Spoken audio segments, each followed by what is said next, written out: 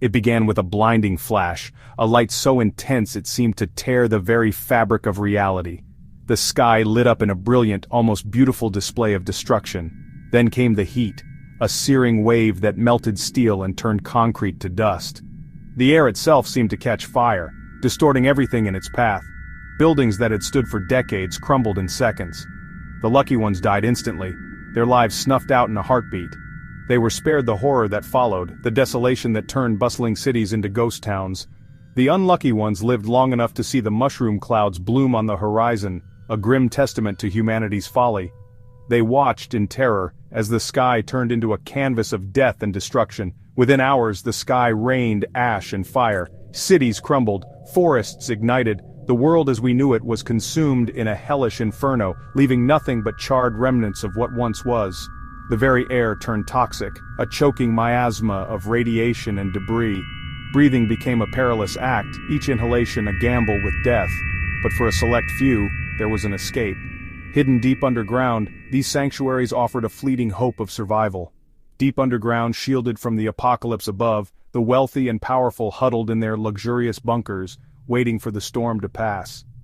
Above, the world burned, a stark contrast to the comfort below. Below, the privileged few monitored the devastation from the safety of their high-tech havens. They watched through screens as the world they once ruled was reduced to ashes.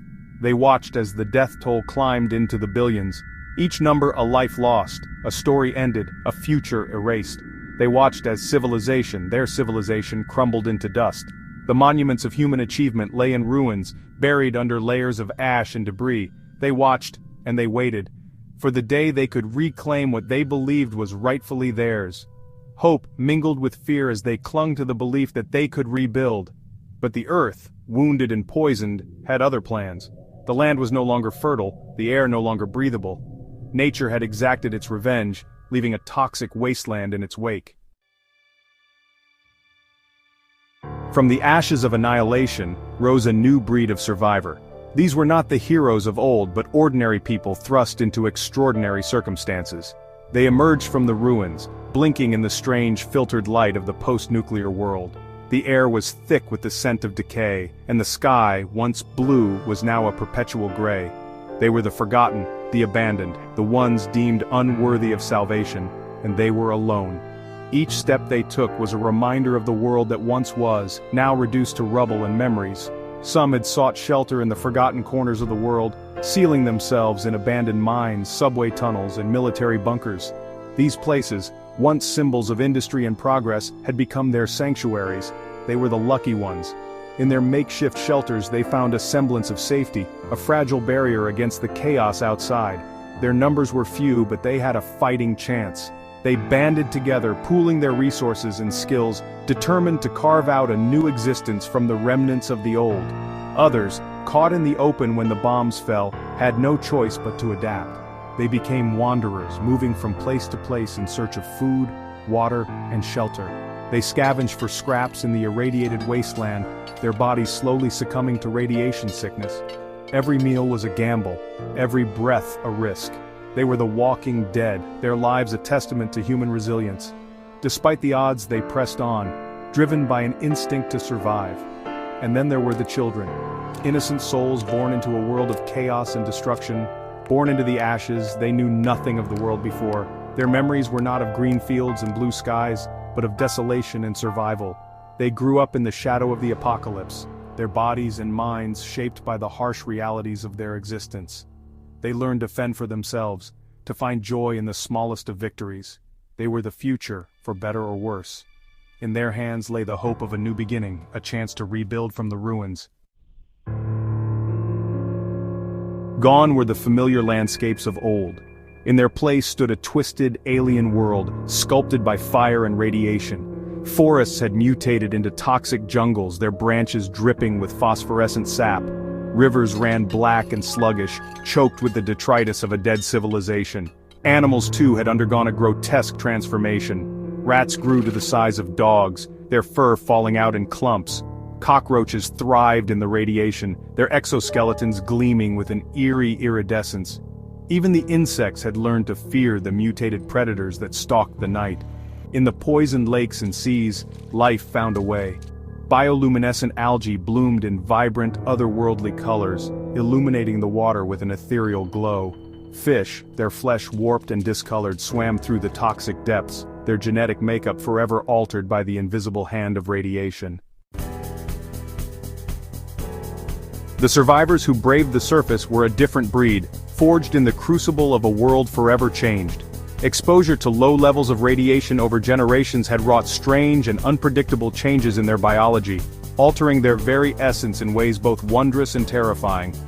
Some possessed heightened senses, their eyesight keener, their hearing more acute, allowing them to detect dangers and opportunities that others might miss.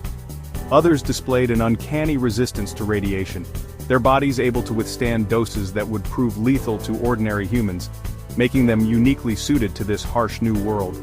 But these adaptations came at a cost, a heavy price paid in the currency of their own flesh and blood.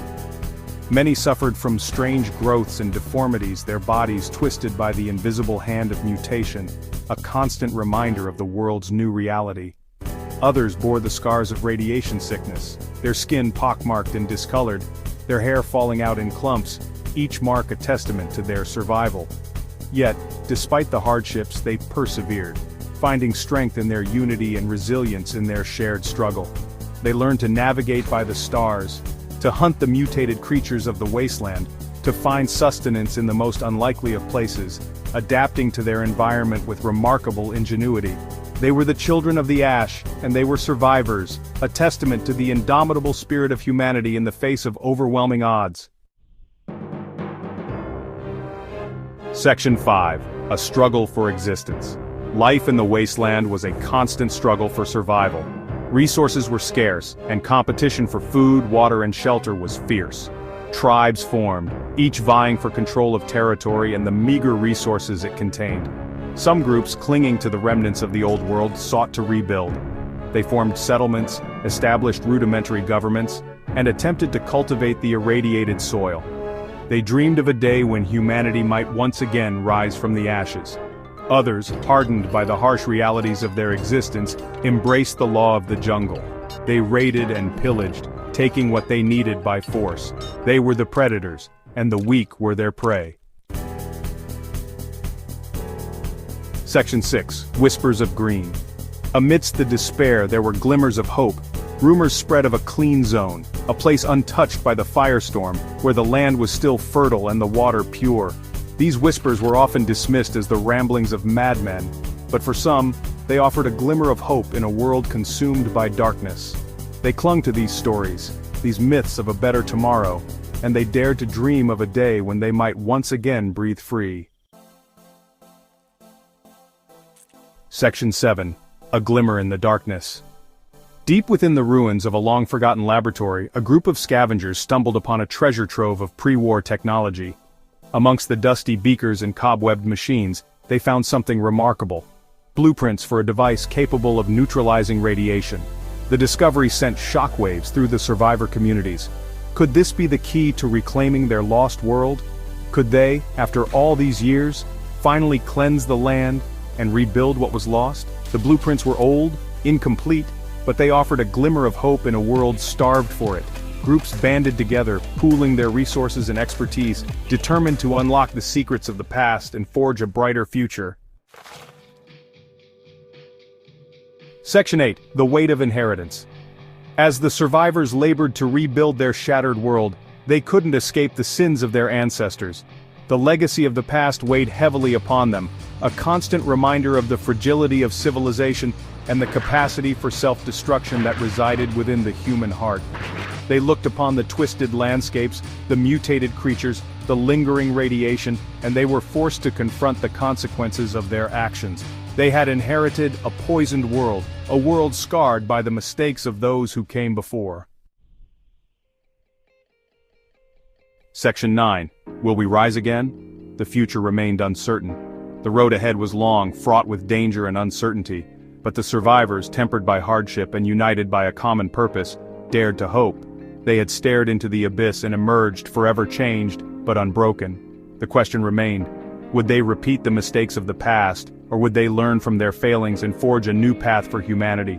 Would they succumb to the darkness or rise again, stronger and wiser from the ashes of their shattered world? Only time would tell.